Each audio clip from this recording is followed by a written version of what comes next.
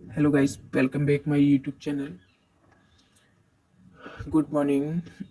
आज मैं अपने चैनल पर लेके आई हूँ बीएड फर्स्ट सेमेस्टर का second paper, psychology of development and learning. तो यहाँ देखिएगा, इसमें जो टाइमिंग है 3 घंटा और 70 मार्क्स का ये पूरा कम पेपर है। हम चलते हैं अब क्वेश्चन की साइड। आप लोग पता ही है 2 खंड में क्वेश्चन आते हैं। सेक्शन ए में चलते हैं। सेक्शन ए में किस टाइप से क्वेश्चन दे रखे हैं आप देखिएगा। यहाँ पर इस खंड में देखिए, इस खंड से किन्हीं 5 प्रश्न का उत्तर देने हैं और वो 150 शब्द से अधिक नहीं होना चाहिए। आई मीन 2-2.5 पेज का होना चाहिए। अब आइए फर्स्ट क्वेश्चन से पढ़ते हैं। अधिगम स्थानांतरण में शिक्षक की भूमिका का उल्लेख कीजिए। सेकंड क्वेश्चन है, शिक्षा मनोविज्ञान व उसके क्षेत्र बताइए। पहले शिक्षा बताइएगा, फिर उसका अर्थ बताइएगा, फिर परिभाषाएं दीजिएगा शिक्षा मनोविज्ञान की और एजुकेशन साइकोलॉजी की, और फिर उसके क्षेत्र का वर्णन कीजिए। आई मीन यहाँ पर आप 1-1.5 पेज, 2 पेज, 2.5 पेज जितना भी लिख सकते हैं इसमें लिखिएगा। और थर्ड क्वेश्चन है, व्यक्तित्व से आप क्या समझते हैं? एक अच्छे व्यक्ति की क्या विशेषता है? चौथा क्वेश्चन है, मैकडूगल के मूल प्रवृत्ति सिद्धांत को संक्षेप में बताइए।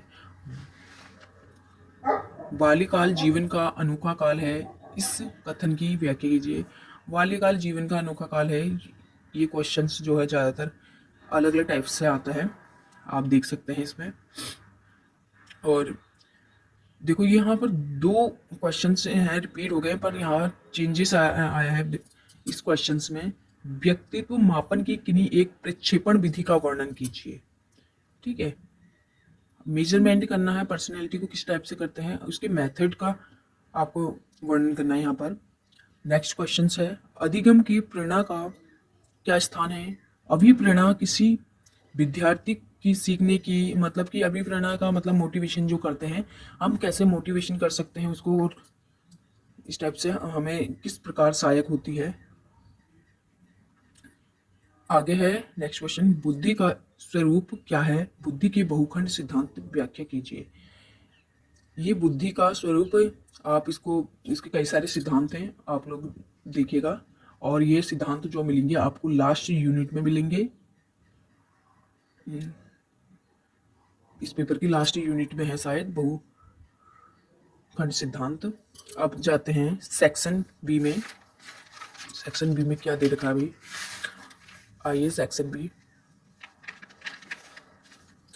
निम्न 5 प्रश्नों के तीनों के उत्तर, 5 प्रश्न हैं, वो सॉरी 5 प्रश्न में से किन्हीं 3 के उत्तर देने हैं।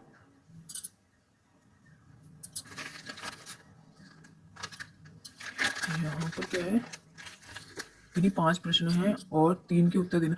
देखो 15-15 मार्क्स की हमें 3 क्वेश्चन अटेंड करने हैं। यहाँ 3 क्वेश्चन अटेम्प्ट करने हैं 15-15 मार्क्स के, और काफी टाइम जाता है। सबसे पहले मेरे हिसाब से तो क्या है, आप लॉन्ग क्वेश्चंस को अटेम्प्ट कीजिएगा, क्योंकि 15 कम 15 45 मार्क्स का ये हो जाएगा। अगर इसमें से एक भी छूट जाता है तो इसका मतलब शॉर्ट क्वेश्चंस कितने छूटे हमारी, 3। अगर हमारा 5 मार्क्स का एक भी छूटता है तो इतना ज़्यादा नहीं गिल्टी फील होगा जितना हमारा 15 मार्क्स का छूटेगा। तो इसीलिए पहले मेरे हिसाब से लॉन्ग क्वेश्चंस को अटेम्प्ट कीजिएगा तो ज़्यादा बेटर रहेगा, क्योंकि अगर और समय को ध्यान में रखते हुए लॉन्ग क्वेश्चन अटेम्प्ट कीजिएगा। 6 से 7 पेजेस तो कीजिए इसमें। और ये भी है कि मैटर और राइटिंग के ऊपर भी वो करता है क्वेश्चन, की किसी की बड़ी होती है किसी की छोटी होती है, इस टाइप से भी जैसा आपको अच्छा लगे वैसे कीजिएगा, क्योंकि थ्योरिकल पेपर है तो इसमें लिखना भी जरूरी है। आइए, संरचनात्मक से आप क्या समझते हैं? बालक का सृजनात्मकता की पहचान। और सृजनात्मक, देखो सृजनात्मकता, ये क्वेश्चन शॉर्ट में इस बार नहीं आया है, पर ये शॉर्ट में भी आता है क्वेश्चंस। आप लोग ये देखिएगा शॉर्ट्स में भी आता है, तो इसको लॉन्ग तैयार कीजिएगा, शॉर्ट्स में आराम से हो जाएगा तैयार। पावलोव के अनुकूलित अनुक्रिया सिद्धांत, पावलोव है, इसमें एक डायग्राम्स भी है पावलोव का, आप लोग डायग्राम का भी हेल्प ले सकते हैं। सेकंड थर्ड क्वेश्चन है, किशोरावस्था में बड़े संघर्ष तूफान, मतलब जो हमारी किशोर अवस्था होती है वो संघर्ष तूफान वाली विरोधी अवस्था क्यों कहलाती है?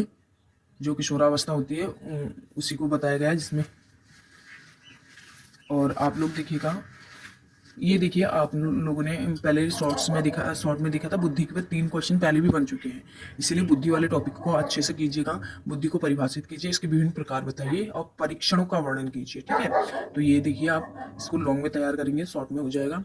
आगे है 5 क्वेश्चन, मनोविज्ञान शिक्षा की विभिन्न समस्याओं का समाधान करने में किस प्रकार सहायक देता है, अपने उत्तर की पुष्टि कीजिएगा। मनोविज्ञान साइकोलॉजी है, शिक्षा में क्या क्या साइकोलॉजी का योगदान है, क्या नहीं है, किस किसने दिया, आप इसमें ये सब चीज़ लिख सकते हैं। Okay, thank you so much. Channel को मेरी सब्सक्राइब करना, शेयर, लाइक और कमेंट करके ज़रूर बताना कि अब आपको कौन सा पेपर चाहिए। और मेरी न्यू चैनल का नाम है एकेडमिक आर्किड, प्लीज़ इसको सब्सक्राइब और शेयर कीजिएगा। Okay, thank you.